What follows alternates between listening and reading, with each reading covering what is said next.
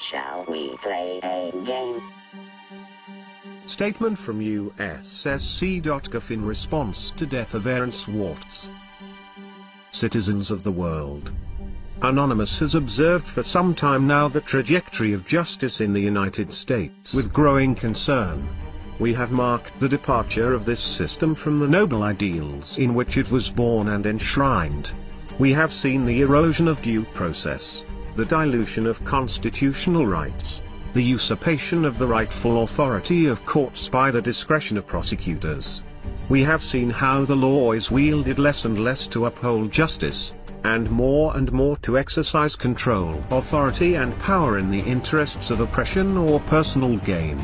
We have been watching, and waiting. 2 weeks ago today, a line was crossed. 2 weeks ago today, Aaron Swartz was killed. Killed because he faced an impossible choice. Killed because he was forced into playing a game he could not win, a twisted and distorted perversion of justice, a game where the only winning move was not to play. Anonymous immediately convened an emergency council to discuss our response to this tragedy. After much heavy-hearted discussion, the decision was upheld to engage the United States Department of Justice and its associated executive branches in a game of a similar nature. A game in which the only winning move is not to play. It hasn't learned. Is Aaron going to make it play itself?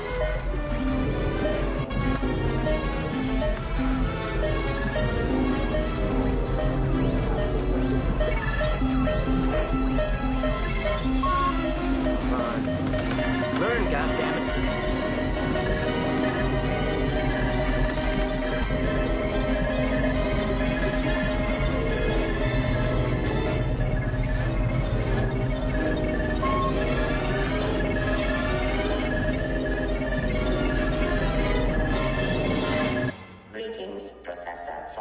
Strange game. The only winning move is not to play. How about a nice game of chess? Last year the Federal Bureau of Investigation reveled in porcine glee at its successful infiltration of certain elements of Anonymous. This infiltration was achieved through the use of the same tactics which led to Aaron Swartz's death. It would not have been possible were it not for the power of federal prosecutors to thoroughly destroy the lives of any hacktivists they apprehend through the very real threat of highly disproportionate sentencing. As a result of the FBI's infiltration and entrapment tactics, several more of our brethren now face similar disproportionate persecution. The balance of their lives hanging on the severely skewed scales of a broken justice system. We have felt within our hearts a burning rage in reaction to these events, but we have not allowed ourselves to be drawn into a foolish and premature response. We have bidden our time, operating in the shadows, adapting our tactics and honing our abilities. We have allowed the FBI and its masters in government, both the puppet and the shadow governments that controls it, to believe they had struck a crippling blow to our infrastructure, that they had demoralized us, paralyzed us with paranoia and fear. We have held our tongue and waited. With Aaron's death we can wait no longer. The time has come to show the United States Department of Justice and its affiliates the true meaning of infiltration. The time has come to give this system a taste of its own medicine. The time has come for them to feel the helplessness and fear that comes with being forced into a game where the odds are stacked against them. This website was chosen due to the symbolic nature of its purpose. The federal sentencing guidelines, which enable prosecutors to cheat citizens of their constitutionally guaranteed right to a fair trial by a jury of their peers. The federal sentencing guidelines, which are in clear violation of the 8th Amendment protection against cruel and unusual punishments. This website was also chosen due to the nature of its visitors. It is far from the only government asset we control, and we have exercised such control for quite some time. There has been a lot fuss recently in the technological media regarding such operations as Red October, the widespread use of vulnerable browsers and the availability of zero-day exploits for these browsers and their plugins. None of this comes of course as any surprise to us. But it is perhaps good that those within the information security industry are making the extent of these threats more widely understood. Still, there is nothing quite as educational as a well-conducted demonstration. Through this website and various others that will remain unnamed, we have been conducting our own infiltration. We did not restrict ourselves like the FBI to one high-profile compromise. We are far more ambitious, and far more capable. Over the last 2 weeks we have wound down this operation, removed all traces of leakware from the compromised systems, and taken down the injection apparatus used to detect and exploit vulnerable machines. We have enough fissile material for multiple warheads. Today we are launching the first of these. Operation Last Resort has begun.